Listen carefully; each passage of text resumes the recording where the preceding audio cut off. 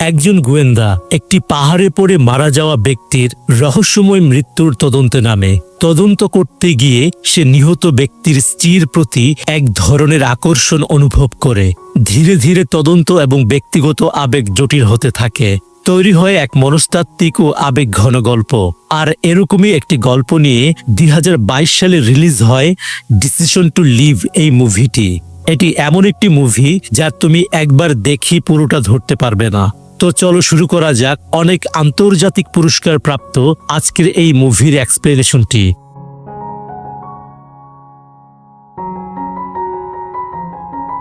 মুভির শুরুতেই গোয়েন্দা পুলিশের একটি অফিসে দুইজন গোয়েন্দা অফিসারকে দেখা যায়, যাদের একজনের নাম হলো সোয়ান আর অন্যজন হলো এই মুভির হিরো, একজন সৎ ডিটেকটিভ অফিসার হেইজুন। এখানে তারা দুজন বিভিন্ন কেস নিয়ে আলোচনা করছিল এবং তাদের বেশিরভাগ কেসই ছিল মার্ডার নিয়ে, যার কারণে তাদেরকে অধিকাংশ সময়ই খুব প্রেসার নিয়ে কাজ করতে হয়। তবে এরপরও জুন প্রতি সপ্তাহে একবার তার স্ত্রী অ্যানকে দেখার জন্য বুসান থেকে পুহান শহরে আসে, যেখানে তার স্ত্রী আইপিইউ নিউক্লিয়ার পাওয়ার প্ল্যান্টে চাকরি করে। মূলত জুন আর অ্যান একে অপরকে খুব বেশি ভালোবাসে। আজ তারা এখানে খাবার খেতে খেতে তাদের পার্সোনাল লাইফ নিয়ে বিভিন্ন রকম কথা বলতে থাকে এবং মজাও করতে থাকে। এরপর দৃশ্য পরিবর্তিত হয়ে দেখা যায় ডিটেকটিভ জুন, সোয়ান এবং তাদের টিম মিলে পাহাড়ের নিচে একটি লাশের পাশে দাঁড়িয়ে আছে এবং সেই ক্রাইম স্পট তদন্ত করছে। আর এটা হলো সেই ব্যক্তির লাশ যার মৃত্যুকে ঘিরে এই গল্পটি বিভিন্ন দিকে মোড় নিতে থাকবে। হেইজুন এখানে সোয়ানকে নিয়ে পর্বত আরোহীর মতো করে পাহাড় বেয়ে উপরে উঠতে থাকে। এতে সোয়ান বেশ ভয় পেয়ে যায় এবং বলতে থাকে পর্বত আরোহণ করা এটা মানুষের কি ধরনের শখ, আইনের মাধ্যমে এটা বন্ধ করা উচিত। এরই মধ্যে তারা উপরে আসে এবং সেখানে থাকা একটি ব্যাগ চেক করে। জুন ওই মৃত ব্যক্তির আইডি কার্ড, মোবাইল এবং হুইস্কির বোতল খুঁজে পায়। আইডি কার্ডের মাধ্যমে তারা জানতে পারে যে এই মৃত ব্যক্তিটি একজন অবসরপ্রাপ্ত সরকারি কর্মকর্তা, যার নাম হলো কিম ডুসো। এরপর জুন ও সোয়ান কিমের মোবাইলের স্ক্রিনে তার পাশে অল্প বয়সী একটি সুন্দরী মেয়ের ছবি দেখে ধারণা করে এটি হয়তো কিমের মেয়ে হবে। ঠিক তখনই সেই মেয়েটি মর্গে আসে, যাকে দেখে সোয়ান বলে, এই যে আপনার বাবার লাশ। তখন মেয়েটি জানায় যে সে কিমের মেয়ে নয়, বরং তার ওয়াইফ, আর তার নাম হলো শিউরে এবং সে একজন চাইনিজ।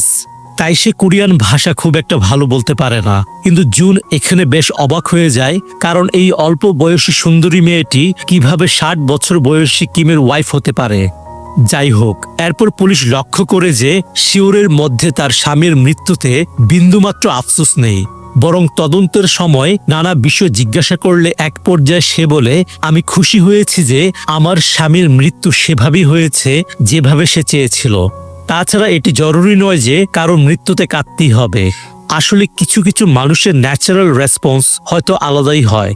স্বামীর মৃত্যুতে কোনো প্রকার সুখ প্রকাশ করতে না দেখায় গোয়েন্দা অফিসারদের নজর গিয়ে পড়ে এই চাইনিজ তরুণীর দিকে। শুরু হয় শিউরের উপর তদন্ত। তদন্তের এক পর্যায়ে পুলিশ শিউরের শরীরে বেশ কিছু দাগ দেখতে পায়।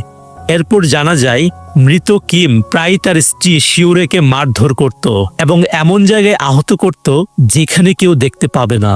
এই সব কিছু জানার পর পুলিশ সিদ্ধান্ত নেয় প্রতিনিয়ত তারা শিউরের উপর নজর রাখবে। এরপর দৃশ্য পরিবর্তন হলে দেখা যায় জুন এবং তার স্ত্রী অ্যানের ইন্টিমেট মুহূর্তে জুন কিছুটা অন্যমনস্ক। এমনকি অ্যান যখন খুব আফসোস করে বলে যে তাদের বিয়ের 16 বছর হয়ে গেল কিন্তু এখনো তাদের বাচ্চা হচ্ছে না, তখনও জুন অন্যমনস্ক ছিল। তাই এ ব্যাপারে অ্যান জুনকে প্রশ্ন করলে জুন বলে সে আসলে তার বর্তমান কেসটা নিয়ে খুব ভাবছে।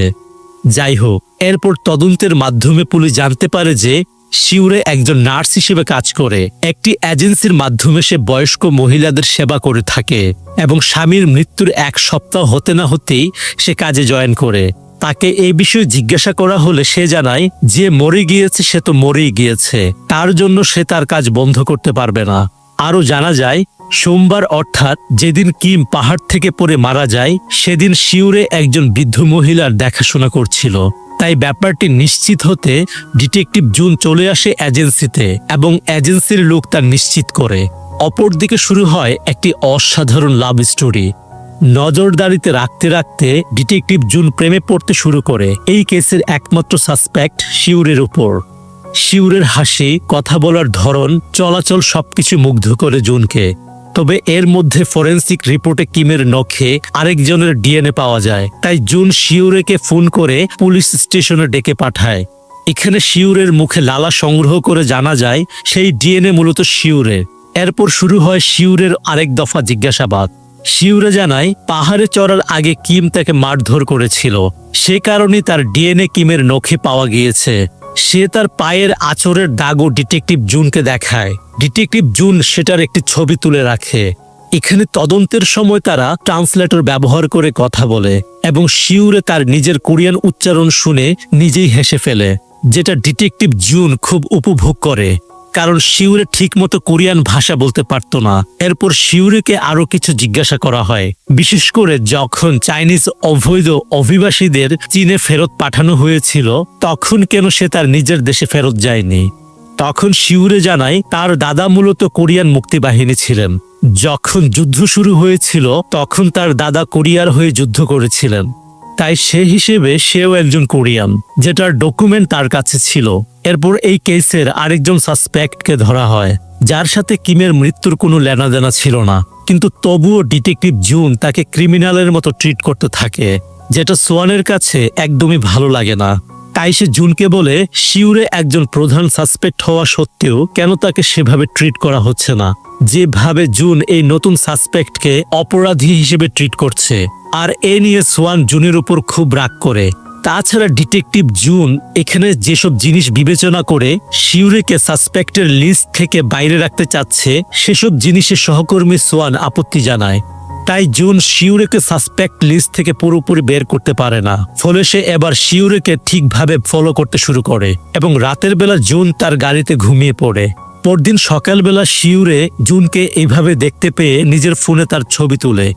সে সময় জুন জেগে গেলে শিউরে তাকে গুড মর্নিং জানায় এবং এই গুড মর্নিং উইশ জুনের মাথায় এমন ভাবে গেঁথে যায় যে সে অফিসের সবাইকে গুড মর্নিং জানাতে থাকে। এরপর সেদিন রাতে শিউরেকে ফলো করতে গিয়ে জুন শুনতে পায় শিউরে একটি বিড়ালকে চাইনিজ ভাষায় কিছু বলছে। সেটা সে রেকর্ড করে কোরিয়ান ভাষায় ট্রান্সলেট করলে বুঝতে পারে শিউরে বিড়ালটিকে বলছিল, তুমি যদি আমাকে কিছু দিতেই চাও তাহলে ওই ডিটেকটিভের হৃদয়টা এনে দাও। যা শুনে জুন খুব বেশি খুশি হয় এবং বুঝতে পারে শিউরে তাকে অনেক পছন্দ করে। এর মধ্যে উপর মহল থেকে জুনের কাছে অর্ডার আসে কিমের কেসটা তাড়াতাড়ি শেষ করার জন্য, কারণ এমন ছোট ছোট কেস নিয়ে পড়ে থাকলে বড় কেসগুলো পিছিয়ে পড়বে। এটা শুনে জুনও চায় শিউরের কেসটা ক্লোজ করে তার ভালোবাসার মানুষ শিউরেকে ঝামেলা থেকে মুক্তি দিতে। কিন্তু সেদিনই সোয়ান শিউরের বিরুদ্ধে একটি তথ্য নিয়ে আসে, যেখানে জুন জানতে পারে যে শিউরে তার মাকে খুন করেছিল। যা শুনে জুন খুবই অবাক হয়ে যায় এবং শিউরের বাসায় যায় এর কারণ জানতে। সে জানায় তার মা খুব অসুস্থ ছিল, যেটা তাকে যন্ত্রণা দিচ্ছিল। তার মাই তাকে মেরে ফেলতে বলেছিল যাতে সে কোনো রকম যন্ত্রণা ছাড়াই মৃত্যুবরণ করতে পারে। যেহেতু আমি নার্স ছিলাম তাই কাজটি আমি ঠিকভাবে করতে পেরেছিলাম। এই ঘটনা বলার পর শিউরে জুনকে কিছু চিঠি দেখায়, যেগুলোতে কেউ একজন তার স্বামীকে হুমকি দিচ্ছিল এই বলে যে সে যে শিউরেকে অবৈধভাবে কোরিয়াতে রেখেছে সেটা সে পাবলিকলি প্রকাশ করে দিবে। এবং এক পর্যায়ে শিউরে জুনকে বুঝাতে সক্ষম হয় যে তার স্বামী আত্মহত্যা করেছে। শিউরের প্রতি দুর্বলতার কারণে শিউরের মায়ের মৃত্যুর ব্যাপারটি জুন এড়িয়ে যায়। তাছাড়া শিউরের বিরুদ্ধে তেমন কোনো শক্তিশালী প্রমাণ না থাকায় ডিটেকটিভ জুন এই কেসটাকে আত্মহত্যা আখ্যা দিয়ে ক্লোজ করে দেয়। কিন্তু তার সহকর্মী সোয়ান বিষয়টি মানতে পারে না। তাই সেদিন রাতে সে জুন সহ বারে গিয়ে প্রচুর মদ খায় এবং জুনের কানে কানে বলে, খুন করা হলো ধূমপান করার মতো, প্রথমবার করা কঠিন, তবে পরের বার নয়। আর এই কথার প্রমাণ আমরা মুভির শেষ দিকে দেখতে পাবো। যাই হোক, মাতাল অবস্থায় সোয়ান ক্ষোভের বশে শিউরের বাসায় গিয়ে ভাঙচুর চালায়। তখন জুন শিউরের বাসায় গিয়ে সবকিছু ঠিক করে দিয়ে আসে এবং কিমের মানিব্যাগ সহ যাবতীয় জিনিস ওকে ফিরিয়ে দিয়ে তাকে জানায় কেসটা ক্লোজ করে দেওয়া হয়েছে, তুমি এখন আর সাসপেক্ট নও। এখান থেকে ডিটেকটিভ জুন এবং শিউরের লাভ স্টোরি আরো গভীর হতে শুরু করে। সেদিন রাতে জুন শিউরেকে নিজের বুসানের বাসায় নিয়ে এসে নিজের হাতে রান্না করা একটি চাইনিজ খাবার শিউরেকে খাওয়ায় এবং শিউরে খাবারটির খুবই প্রশংসা করে। সে সময় শিউরে জুনের রুমটি ঘুরে ঘুরে দেখার সময় আবিষ্কার করে একটি দেয়াল জুড়ে হাজারো মৃত মানুষের ছবি সাজিয়ে রাখা হয়েছে। তখন জুন জানায় এগুলো সব তার আনসলভ কেস। সে প্রতিটা কেসের গল্প শিউরেকে শোনায়। অফিসার তাকে আরো জানায় এই কেসগুলো নিয়ে বেশি ভাবার ফলে তার ঘুম হয় না, যার ফলে সে ইনসোমিনিয়াতে ভুগছে। এরপর একদিন রাতে শিউরে ডিটেকটিভ জুনের বাসায় এসে দেয়াল থেকে সবকটা ছবি খুলে ফেলে এবং এগুলো আগুনে পুড়িয়ে দেয়। কারণ হিসেবে সে জানায় যেহেতু এই ছবিগুলো নিয়ে বেশি ভাবার কারণে তার রাতের ঘুম আসে না, তাই এই ছবিগুলো সরিয়ে ফেলাই ভালো। ছবিগুলো পুড়িয়ে ফেলার সময় শিউরে দেখতে পায় দেয়ালে তার নিজের কিছু ছবিও রয়েছে এবং সে অফিসারকে বলে এর মধ্যে চাইলে একটা ছবি আপনি রেখে দিতে পারেন। সেই রাতে শিউরের অফিসারকে ঘুম পাড়ানোর জন্য একটি বিশেষ পদ্ধতি ব্যবহার করে এবং তারা বেশ কাছাকাছিও চলে আসে। পরের দিন তারা দুজন ঘুরতে বের হয়। এক পর্যায়ে জুন শিউরের হাত ধরে ফেলে এবং খেয়াল করে তার হাত খুব খসখসে এবং শক্ত। জুন কিছুটা অবাক হয়ে যায়, কারণ শিউরে তো তেমন ভারী কোনো কাজ করে না। জুন মনে করে হয়তো শিউরে নিজের হাতের তেমন কোনো খেয়াল রাখে না, তাই হয়তো এমন হয়েছে। তাই জুন পকেট থেকে তার হ্যান্ড ক্রিম বের করে শিউরের হাতে মেখে দেয়। একটা সময় তারা একটি বৌদ্ধ মন্দিরে আসে এবং সেখানে শিউরে জুনের ফোনটি হাতে নিয়ে তার করা রেকর্ডগুলো শুনতে থাকে এবং আবিষ্কার করে কেস চলাকালীন সময়ে জুন যখন প্রতিনিয়ত তাকে ফলো করত, তখন সে শিউরের প্রতিটা কাজ সুন্দর করে বর্ণনা করে রেকর্ড করে রাখত, যা শুনতে শুনতে শিউরের চোখের কোণায় কিছুটা পানি চলে আসে। রেকর্ডগুলো শোনা শেষ হলে প্রতিটা রেকর্ড শিউরে ডিলিট করে দেয়। জুনকে সে জানায় কেসটি যেহেতু ক্লোজ হয়ে গিয়েছে, তাই আর এই রেকর্ড রাখার কোনো প্রয়োজন নেই। এর মধ্যে জুন তার স্ত্রী অ্যানের সাথে দেখা করতে আসলে অ্যান জুনের গা থেকে সিগারেটের গন্ধ পায়, যেটাতে অ্যান ভীষণ রাগ করে জুনের উপর। মূলত শিউরে খুব সিগারেট খেত, আর সেখান থেকে জুনও সিগারেট খেতে শুরু করে। এরপর সেদিন রাতে জুন শিউরেকে টেক্সট করলে সে জানায় মঙ্গলবার সে যে বৃদ্ধ মহিলার দেখাশোনা করে তার অবস্থা খুবই খারাপ, তাই সে তাকে দেখতে হসপিটালে এসেছে। তাই সোমবার সে যেই বৃদ্ধ মহিলার দেখাশোনা করে তার কাছে সেদিন সে যেতে পারবে না এবং জুনকে অনুরোধ করে সে যেন সোমবার সেই বৃদ্ধ মহিলাটির দেখাশোনা করে, কারণ এখন তার কাছে কোনো কেস না থাকায় সে ফ্রি আছে। পরের দিন জুন সেই বৃদ্ধ মহিলার দেখাশোনা করতে আসে এবং তার হাতে মাসাজ করে দেওয়ার সময় বৃদ্ধ খুশি হয়ে অফিসারকে বলে তোমার হাতটি শিউরের হাতের চেয়েও নরম। শিউরের হাত এখন অনেক শক্ত হয়ে গিয়েছে। এরপর সে জুনকে তার ফোন থেকে একটি গান ছেড়ে দিতে বলে। জুন ফোন হাতে নিয়ে গান ছাড়ার সময় দেখে বৃদ্ধার ফোনে অনেকগুলো ট্যাপ ওপেন করা, যেগুলো রিমুভ করতে গিয়ে দেখতে পায় বৃদ্ধার ফোনে ফুটস্টেপ ট্র্যাকার অ্যাপটা সোমবার, মানে যেদিন কিম পাহাড় থেকে পড়ে গিয়েছিল, সেদিন 138 ফুটস্টেপ শো করছে, যেটা দেখে ডিটেকটিভ জুন অবাক হয়ে যায়, কারণ বৃদ্ধা দিনের বেশিরভাগ সময় বিছানাতেই কাটায়।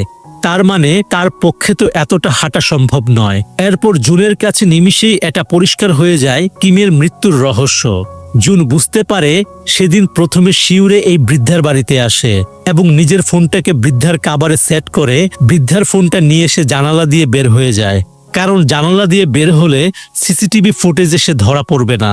এরপর এজেন্সির লোক যখন বৃদ্ধার ফোনে কল করেছিল, তখন শিউরে ফোন রিসিভ করে জানিয়ে দেয় সে বৃদ্ধার সাথেই আছে, অথচ তখন সে পাহাড় অতিক্রম করছিল। শিউরে সহজ রাস্তা বেয়ে উপরে উঠে এবং এক জায়গায় লুকিয়ে থাকে। তার স্বামী যখন কঠিন পথ বেয়ে পাহাড়ে উঠে রেস্ট নিতে থাকে, তখন সে পিছন থেকে এসে তার স্বামীকে ধাক্কা দিয়ে ফেলে দেয় এবং সে সময় কিমের নখের আঁচড় লেগে শিউরের হাত কেটে যায়। আর এই কারণেই কিমের নখে শিউরের ডিএনএ পাওয়া গিয়েছিল। বিষয়টি নিশ্চিত হওয়ার জন্য সম্পূর্ণ বিষয়টি জুন রিক্রিয়েট করে। এরপর জুনের আর বুঝতে বাকি থাকলো না কেন শিউরের হাতের তালু শক্ত ও খসখসে ছিল, কেন সেদিন রাতে হঠাৎ করে এসে তদন্তের সকল ছবি সে পুড়িয়ে ফেলেছিল এবং কেন সেদিন ফোনের সকল রেকর্ড সে ডিলিট করে দিয়েছিল। মূলত কেসটি রিওপেনের সকল সুযোগ সে বন্ধ করে দিয়েছে। তাই জুন এই কারণে খুব ভেঙে পড়ে এবং শিউরের মুখে সবকিছু শোনার জন্য সেদিন রাতে শিউরের বাসায় যায়। সে রাতে সে শিউরের কাছ থেকে আরো জানতে পারে যে কিমকে হুমকির চিঠি শিউরে নিজেই লিখেছিল সম্পূর্ণ ঘটনাটি সাজাতে, এবং সেদিন রাতে জুনের সহকর্মী সোয়ান তার বাসায় এসে কোনো ভাঙচুর করেনি, বরং সে নিজে সেই কাজ করে সোয়ানের নামে মিথ্যে অপবাদ দিয়েছিল জুনের কাছে। মূলত কোরিয়াতে সেটেল হওয়ার জন্যই শিউরে কিমকে বিয়ে করেছিল, তাই তাদের বয়সের পার্থক্য এত বেশি। এসব শুনে জুন শিউরেকে বলে, তুমি আমাকে কাজে লাগানোর জন্যই কেবল ভালোবেসেছো, এত সব অভিনয় শুধু নিজেকে বাঁচাতে। জুন এখানে আফসোস করে নিজের কৃতকর্মের জন্য। একজন সৎ অফিসার হয়েও তদন্তের কাজে সে ব্যাহত করেছে। এরপর জুন নিজের ভালোবাসার কথা প্রকাশ করে। এতদিন কাটানো প্রতিটা মুহূর্তের কথা সে হতাশার সাথে প্রকাশ করে, যেগুলো শিউরে তার ফোনে চুপি চুপি রেকর্ড করতে থাকে। বৃদ্ধার ফোনটি জুন শিউরের হাতে দিয়ে বলে এই ফোনটি গভীর সমুদ্রে ফেলে দিতে, যাতে কেউ আর এটা খুঁজে না পায়। এটা বলে সে চরম হতাশা নিয়ে শিউরের বাসা থেকে বেরিয়ে যায়। কি ভাবছেন, ঘটনা কি এখানেই শেষ হয়ে গিয়েছে? একদমই না, বরং এই গল্পের মূল থ্রিলার এবং রোমান্টিক ব্যাপারটা ঠিক এখন ঘটতে থাকবে। যাই হোক, এরপর দেখা যায় জুন তার হতাশা এবং নিদ্রাহীনতা কাটিয়ে ওঠার জন্য ডাক্তারের পরামর্শ নিতে থাকে এবং জুনের স্ত্রীও তাকে হ্যাপি ফিল করানোর জন্য চেষ্টা করতে থাকে। আর এইভাবেই কেটে যায় 1 বছর। এর মধ্যে পুহান শহরে জুনের কমিশনার পদে প্রমোশনও হয়, যেই শহরে জুনের স্ত্রীও চাকরি করত, আর তাই তারা এখন একসাথেই থাকে। যাই হোক, এরপর একদিন জুন তার স্ত্রীর সাথে মাছ কিনতে গেলে হঠাৎ সেখানে শিউরের সাথে দেখা হয়ে যায়। শিউরে এর মধ্যে আরেকজনকে বিয়ে করে, যার নাম হুসিন। সে পেশায় একজন ইনভেস্টর।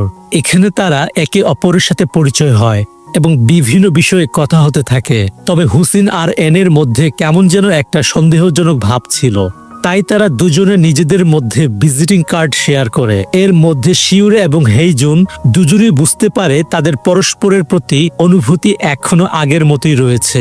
এরপর বাসায় ফিরে জুন এবং তার স্ত্রী যখন গোসল করছিল, তখন শিউরের নতুন স্বামী হুসিন জুনের ওয়াইফের মোবাইলে কল করে, কিন্তু বাথরুমে থাকার কারণে জুনের ওয়াইফ কলটা রিসিভ করতে পারে না।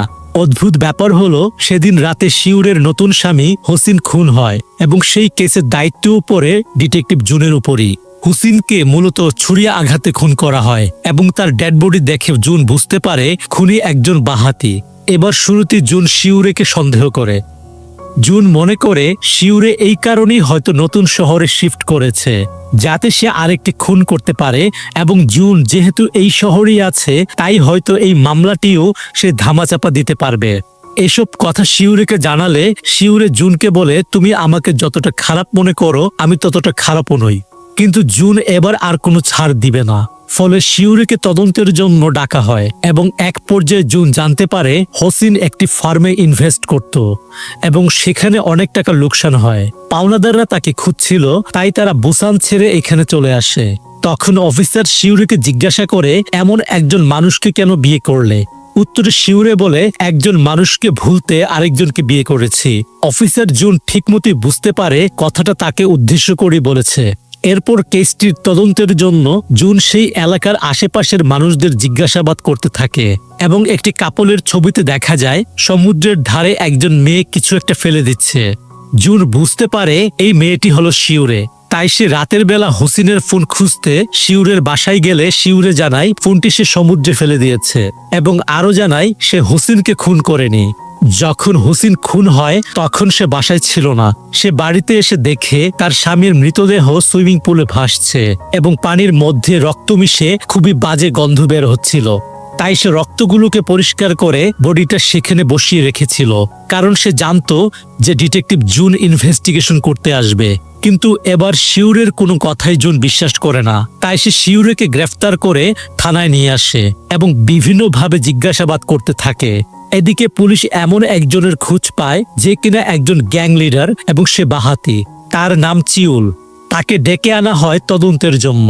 চিউল জানায় শিউরের নতুন স্বামী হুসিনের কাছে সে 10 বিলিয়ন কোরিয়ান উন মানে 86 কোটি টাকা বিনিয়োগ করেছিল, যা শিউরের স্বামী তাকে ফেরত না দিয়ে ঘুরাচ্ছিল। আর এই চিন্তায় চিউলের মা অনেক অসুস্থ হয়ে পড়েছিল। তাই চিউল একবার শিউরের স্বামীকে খুঁজতে এসে তাকে না পেয়ে তার স্ত্রী শিউরেকে মারধর করে এবং হুমকি দিয়ে যায়, এই বলে যে এই ঘটনার কারণে যদি তার মা মারা যায় তাহলে সে আগে শিউরের স্বামী হুসিনকে মারবে, এরপর তার মায়ের দাফন সম্পূর্ণ করবে এবং শেষমেশ তার মা মারা যাওয়ায় সে ফাইনালি হুসিনকে মেরে ফেলেছে। চিউল এখানে আরো জানায় যে শিউরেকে সে ছাড়বে না, এমনকি তার ফোনে একটি ট্র্যাক অ্যাপ ইনস্টল করা আছে। সে যেখানে থাকুক না কেন সে তাকে খুঁজে বের করবেই। আপাত দৃষ্টিতে মার্ডার কেসটি এখানে সলভ হয়ে গেলেও শিউরের নতুন স্বামী হুসিনের খুনের পেছনে রয়েছে আরো একটি গল্প। এরপর জুন বাসায় ফিরে তার স্ত্রীর কাছে জানতে পারে যে যেদিন রাতে হোসিন খুন হয়েছিল সেদিন দিনের বেলা হোসিন তার স্ত্রীর ফোনে কল করেছিল, কিন্তু তারা ওয়াশরুমে থাকায় সেদিন ফোনটা রিসিভ করা হয়নি।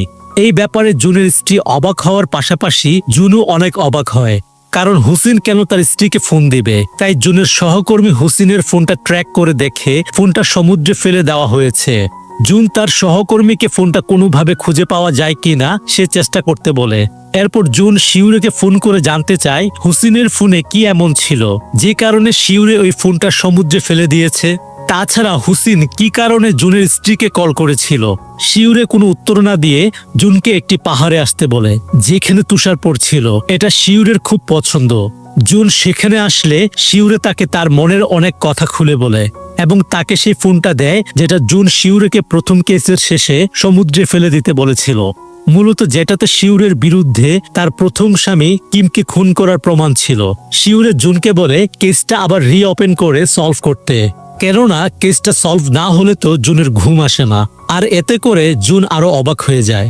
এরপর তারা দুজনে সেখান থেকে চলে যায়। তবে জুন বাসায় এসে দেখে তার স্ত্রী অ্যান তাকে ছেড়ে চলে যাচ্ছে, কারণ অ্যান বুঝতে পেরেছিল জুন এবং শিউরের গভীর ভালোবাসার ব্যাপারে। এখন জুন যেন পুরো একা হয়ে পড়েছে। এদিকে জুনের সহকর্মী ফিশারিদের মাধ্যমে শিউরের নতুন স্বামী হোসিনের মোবাইলটি খুঁজে পেয়েছে। জুন ফোনটা নিয়ে সমুদ্রের পাড়ে গিয়ে সেটার মেসেজগুলো পড়তে থাকে, যার মাধ্যমে জুন জানতে পারে শিউরের নতুন স্বামী হোসিন শিউরের করা জুনের কথার ভিডিও রেকর্ড, যেটা শিউরে মাঝে মাঝে শুনতো, সেটা পেয়ে গিয়েছিল এবং সেটা হোসিন জুনের স্ত্রীকে জানানোর জন্যই সেদিন রাতে জুনের স্ত্রীকে কল করেছিল। কিন্তু কলটা সেদিন জুনের স্ত্রী রিসিভ করতে পারেনি, কারণ তারা তো ওয়াশরুমে ছিল। আর এরপর হোসিন শিউরেকে হুমকি দেয় সে এই রেকর্ডটি পাবলিক করে দিবে। শিউরে এত বেশি ভয় পেয়ে যায়, কারণ ভিডিও রেকর্ডটি পাবলিক হলে জুনের ক্ষতি হবে, যেটা সে কখনোই চায় না, কারণ জুনকে শিউরে ভালোবাসে। যদিও জুন এখন হোসিনের মোবাইলে কোনো ভিডিও রেকর্ডই খুঁজে পায় না, তবে জুন ওই মেসেজগুলো দেখে বুঝতে পারে যে তার মানে শিউরে জুনের সম্মান বাঁচাতে তৎক্ষণাৎ তার প্ল্যান ঠিক করে ফেলেছিল সেদিন। সে হয়তো চিউলের অসুস্থ মাকে মেরে ফেলেছিল, ফলে চিউল তার প্রতিজ্ঞা অনুসারে মায়ের মৃত্যুর প্রতিশোধ নিতে শিউরের নতুন স্বামী হোসিনকে মেরে ফেলে। এরপর জুন চিউলের মায়ের হসপিটালের সিসিটিভি ফুটেজ দেখে এবং চিউলের সাথে কথা বলে পুরো বিষয়টা ক্লিয়ার হয়ে যায়। মূলত চিউলের মাকে দেখার জন্য শিউরে হসপিটালে আসে সেদিন এবং সবার অগোচরে সেই ওষুধটা খাইয়ে মেরে ফেলে, যেটা দিয়ে সে তার নিজের মাকেও মেরে ফেলেছিল এবং এরপর সে দ্রুত সেখান থেকে পালিয়ে যায়। এসব জানতে পেরে চিউল নিজেও চিৎকার করে কাঁদতে থাকে। জুন এরপর দ্রুত শিউরেকে কল করে জানতে চায় কি ছিল এই ভিডিও রেকর্ডিং এ, যার জন্য তার নতুন স্বামী তাকে হুমকি দিয়েছিল। শিউরে জানায় যখন জুন হতাশ হয়ে তার ভালোবাসার কথা ব্যক্ত করেছিল, সেটা মূলত শিউরে ফোনে রেকর্ড করেছিল এবং শিউরে সেটা রেগুলার শুনতো। আর কোনো এক সময় সেটা শিউরের নতুন স্বামী জানতে পেরে গিয়েছিল, তাই সে এইসব কিছু করেছে। তখন জুন বলে এই ভালোবাসার কথা সে শিউরেকে কখন বলেছে এবং কেনই বা বলেছিল। উত্তরে শিউরে বলে যেই মুহূর্তে তুমি আমাকে ভালোবাসে বলেছিলে তখন তোমার ভালোবাসা শেষ হয়েছিল, আর যেখান থেকে তোমার ভালোবাসা শেষ হয়েছে সেখান থেকে আমার ভালোবাসা শুরু হয়েছে। এরপর শিউরে জুনকে হোসিনের ফোনটা আবারও সমুদ্রে ফেলে দিতে বলে নিজের কলটা কেটে দেয় এবং শিউরে সিদ্ধান্ত নেয় জুনের জীবন থেকে নিজেকে চিরতরে হারিয়ে ফেলার। আর এই জন্যই মুভির নাম ডিসিশন টু লিভ। শিউরে সমুদ্রের একপাশে গাড়ি থামিয়ে সমুদ্রের ধারে সে বালতি দিয়ে একটা গর্ত করে এবং বিষ খেয়ে সে এই গর্তে বসে পড়ে। সমুদ্রের ঢেউ ধীরে ধীরে গর্তটাকে মাটি চাপা দিয়ে তার উপর দিয়ে বয়ে যেতে থাকে। ইতিমধ্যে জুন শিউরের ফোন লোকেশন ট্র্যাক করে সেখানে চলে আসে। সেখানে শিউরের গাড়ি থেকে তার ফোনটা নিয়ে সেই ভিডিও রেকর্ডটা দেখে, যেখানে সে শিউরেকে ভালোবাসার কথা বলেছিল। পাশাপাশি শিউরে একটা অডিও রেকর্ডে তাকে বলেছে এই ফোনটাও যেন সে গভীর সমুদ্রে ফেলে দেয়, যাতে এই ভিডিওটা আর কখনো কেউ শুনতে না পায়। ঠিক যেভাবে একদিন জুন শিউরেকে বৃদ্ধার ফোনটা গভীর সমুদ্রে ফেলে দিতে বলেছিল। সিনেমার এই দৃশ্যটি খুব মর্মান্তিক, কারণ একদিকে শিউরের শ্বাস বন্ধ হতে থাকে আর অপরদিকে জুন চারিদিকে চিৎকার করে শিউরেকে খুঁজছে, কিন্তু কোথাও তাকে দেখতে পাওয়া যাচ্ছে না, কারণ শিউরে গভীর সমুদ্রের নিচে শায়িত হয়ে আছে, যেখানে কেউ কোনোদিন তাকে আর কখনই খুঁজে পাবে না। আর এখানে এই চমৎকার কাহিনীটি শেষ হয়। গল্পটা ভালো লাগলে লাইক দিয়ে কমেন্ট করে জানাও। আর আজকে যারা এই চ্যানেলে প্রথম কোনো এক্সপ্লেনেশন দেখছো তারা চ্যানেলটিকে সাবস্ক্রাইব করে বেল বাটনটি প্রেস করে রেখে দিও। সবাই ভালো থেকো, ধন্যবাদ।